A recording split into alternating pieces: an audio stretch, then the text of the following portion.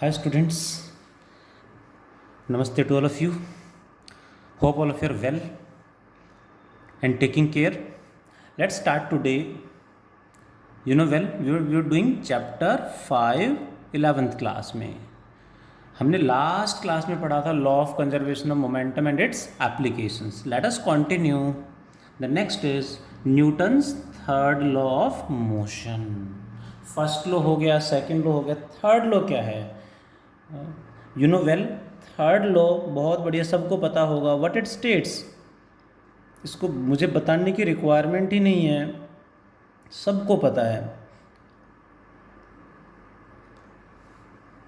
What it states that every action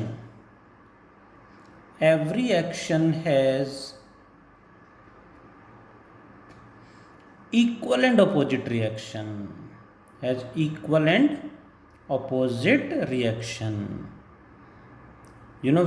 यही तो है कि जो हमेशा याद रहता है, जो बार बार रिकॉल या रिवाइज नहीं करना पड़ता. Has equal and opposite reaction. बहुत बढ़िया, ये हमने पहले भी बहुत 9th में भी पढ़ा था और वैसे भी याद रहता है, बहुत बार इधर उधर डेली लाइफ में भी हम बोलते रहते हैं एक्शन एंड रिएक्शन की बात.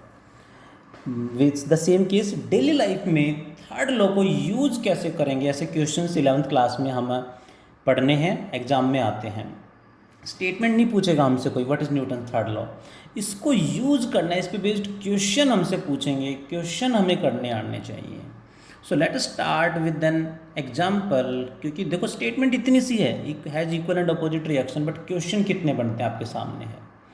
स्टार्ट करते हैं with an example. Let there is a surface like this, like a table we can take, on which a book और a block of mass m is placed. Question is what is the action and reaction pair. Now इस example में action कौन है, reaction कौन है, समझते हैं. इस ब्लॉक का, बुक भी ले सकते हैं, इस ब्लॉक का वेट कितना होगा, m इंटू जी. किधर होगा, वर्टिकली डाउनवर्ड. ध्यान रखेंगे वेट हमेशा वर्टिकली डाउनवर्ड होगा. मैं मेंशन कर दूं, वेट ऑफ अ बॉडी किधर होगा, बॉडी टेढ़ी मेढ़ी कैसे भी रखी हो, वेट हमेशा वर्टिकली डाउनवर्ड होगा. वर्टिकली डाउनवर्ड डायरेक्शन में होगा. वेट हमेशा वर्टिकली डाउनवर्ड होगा, ध्यान रखेंगे. सो वेट हो गया mg डाउनवर्ड. इसका मतलब इसका weight mg downward, it means इस ब्लॉक ने इतना फोर्स mg सरफेस पे नीचे लगा दिया, इतने फोर्स के साथ इस सरफेस को, टेबल को नीचे प्रेस कर दिया. क्या सरफेस नीचे चला गया? नो, सरफेस तो वही है, टेबल तो एज इट इज है, टेबल तो नीचे नहीं गया. दैट मीन्स, और ब्लॉक भी वही, दैट मीन्स टेबल ने ब्लॉक पे उतना ही फोर्स अपोजिट डायरेक्शन में लगा दिया. This is named normal reaction, represented by n और r. क्या बोलते हैं? Normal reaction. Hope you got it. This is known as normal reaction. That is capital N या कैपिटल R से रिप्रेजेंट करेंगे. What is action now? mg in this example, mg जो है वो है एक्शन, एंड ये क्या है, नॉर्मल रिएक्शन. ध्यान देंगे. सो नॉर्मल रिएक्शन की वैल्यू कितनी आ गई, R is equals to mg. Magnitude इसके इक्वल होगा, डायरेक्शन अपोजिट है.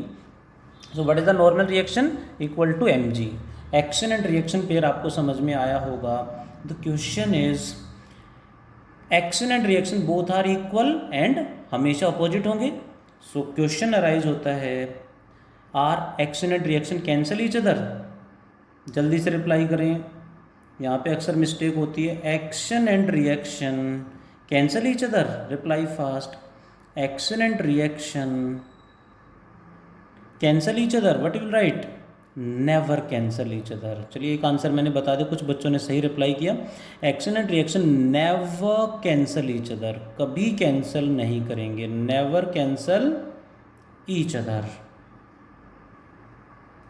वाई, इसका रीज़न आप बताएं, क्यों कैंसिल नहीं करेंगे? वो तो इक्वल है, अपोजिट है, तो कैंसिल हो जाने चाहिए. Then answer is they never cancel each other. Question है क्यों कैंसिल नहीं करेंगे? Because these means action and reaction act on different bodies, these act on different bodies, दोनों डिफरेंट बॉडीज पे एक्ट करेंगे। Hope you got it. Action किसने लगाया? Block ने सरफेस पे लगाया, दैट इज, और रिएक्शन सरफेस ने ब्लॉक पे लगाया। सो एक्शन सरफेस पे टेबल पे लग रहा है और रिएक्शन ब्लॉक पे यानी बुक या ब्लॉक जो भी हम लेके चल रहे हैं उस पे लग रहा है। सो दोनों डिफरेंट बॉडीज पे एक्ट कर रहे हैं, that's why they never cancel each other. Hope you got it. दोनों हमेशा इक्वल एंड अपोजिट होंगे बट डिफरेंट बॉडीज पे एक्ट कर रहे हैं, सो कैंसल नहीं करेंगे। इक्वल क्यों होंगे? क्योंकि ब्लॉक एंड सरफेस दोनों रेस्ट में है। रेस्ट में है का मतलब net force zero. Net force zero कब होगा? जब जितना फोर्स ऊपर उतना ही नीचे। So N equals to R equals to M G. Hope you got it. Let me take one more example number 2। अब देखेंगे कौन रिप्लाई करेगा। नेक्स्ट एग्जाम्पल देखते हैं ज़रा। अब हमने क्या किया, इसी ब्लॉक को एक इंक्लाइंड प्लेन पे रख दिया ऐसे। There is an inclined plane making an angle theta with the horizontal. Inclined plane के ऊपर ब्लॉक को रख दिया इस तरह से। Mass of the block is again M. What is the reaction, action and reaction pair now? अब action and reaction pair क्या होगा? जल्दी से रिप्लाई करें। अब एक्शन कितना होगा, रिएक्शन कितना होगा, ये हमें बताना है। देखें ज़रा, what is its weight? Weight किधर होगा, ऐसे या ऐसे? मैंने अभी ऊपर मेंशन किया, weight is always vertically downward. Weight हमेशा बॉडी टेढ़ी मेढ़ी कहीं भी कैसे भी रखी हो, वेट ऑलवेज वर्टिकली डाउनवर्ड होगा। And next normal reaction. Normal reaction किधर होगा? Normal word is used for perpendicular. ध्यान देंगे, नॉर्मल को परपेंडिकुलर को नॉर्मल बोलते हैं हम। परपेंडिकुलर रिएक्शन का मतलब है सरफेस ऑफ कॉन्टैक्ट के हमेशा नॉर्मल होगा यानी परपेंडिकुलर होगा इस तरह से। This is normal reaction. Hope you got it. Normal reaction इधर होगा, इधर नहीं होगा, वर्टिकल नहीं होगा। ध्यान देंगे। सो एक और कंक्लूजन क्या निकला? नॉर्मल रिएक्शन किधर होगा? नॉर्मल रिएक्शन हमेशा सरफेस ऑफ कॉन्टैक्ट के परपेंडिकुलर होगा। उसका नाम ही नॉर्मल इसलिए रखा गया है क्योंकि वो सरफेस ऑफ कॉन्टैक्ट के परपेंडिकुलर होगा। Normal reaction always is always perpendicular यानी normal to surface of contact. That is the direction हमें पता चलेगी। वैल्यू कितनी होगी, इसकी वैल्यू क्या होगी, ये तो अभी बताना बाकी है। देखें ज़रा, अब यहाँ पे हम इसके कंपोनेंट देखेंगे। ये एंगल थीटा है तो ये एंगल भी थीटा होगा। कैसे? ये एंगल थीटा यहाँ पे ड्रॉ कर दें, ये 90, ये थीटा, तो ये 90 माइनस थीटा हो जाएगा। ये टोटल भी 90 है, ये टोटल 90 है, 90 माइनस थीटा, तो ये थीटा हो जाएगा। Hope you got it. Direct property भी है यदि हमें याद है तो, angle between two lines is always equal to angle between their perpendiculars. इन दोनों लाइंस के बीच में जो एंगल है वो उतना ही होगा जितना इन दोनों के परपेंडिकुलर के बीच में एंगल। इस पे परपेंडिकुलर ये लाइन और इस पे परपेंडिकुलर ये लाइन, ये एंगल और ये एंगल इक्वल होंगे। अब जैसे आप ध्यान रखें, प्रॉपर्टी याद है या डायरेक्ट ट्राइंगल की ज्योमेट्री से देख सकते हैं। क्वेश्चन इज नॉर्मल रिएक्शन की वैल्यू क्या होगी, ये हमें बताना है। ये एंगल थीटा, ये एम जी, इसके साथ थीटा एंगल बना रहा है। एम जी का इधर कंपोनेंट होगा, जिसके साथ एंगल बनाएगा वो हमेशा कॉस। तो एम जी का इधर कंपोनेंट क्या आ जाएगा? एम जी कॉस थीटा, और इसका परपेंडिकुलर इधर आएगा M G sine theta. Hope you got it.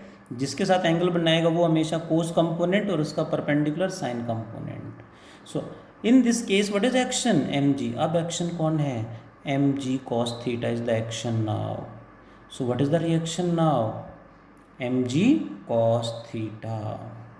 छोटे छोटे पॉइंट मैंने एक्सप्लेन किए, आपके सामने है आंसर।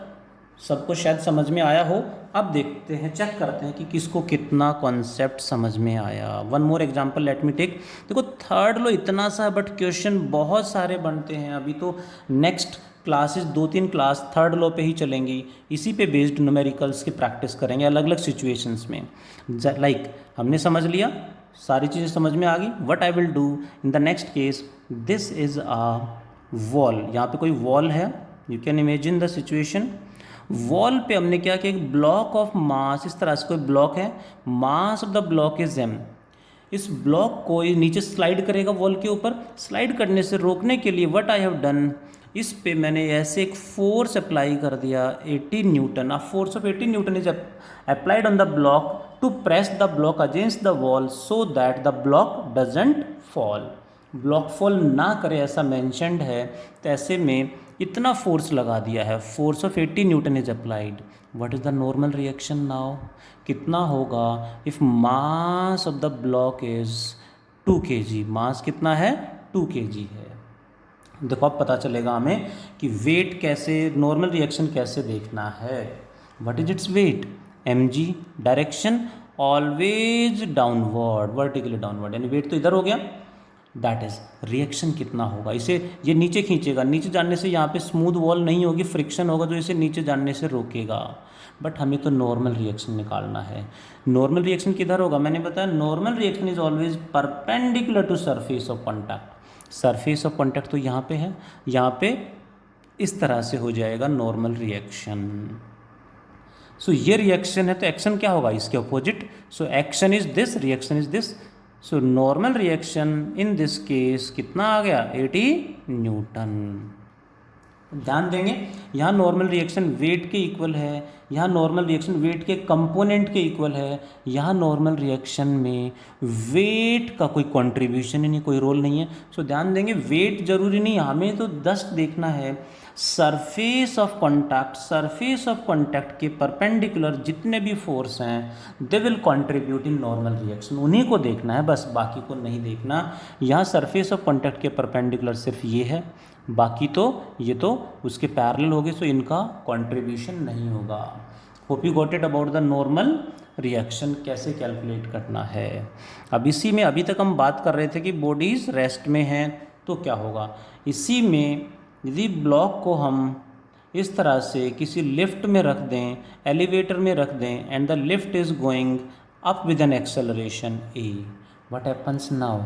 अब नॉर्मल रिएक्शन क्या होगा ये आप सब ने ट्राई करना है, HW फॉर यू।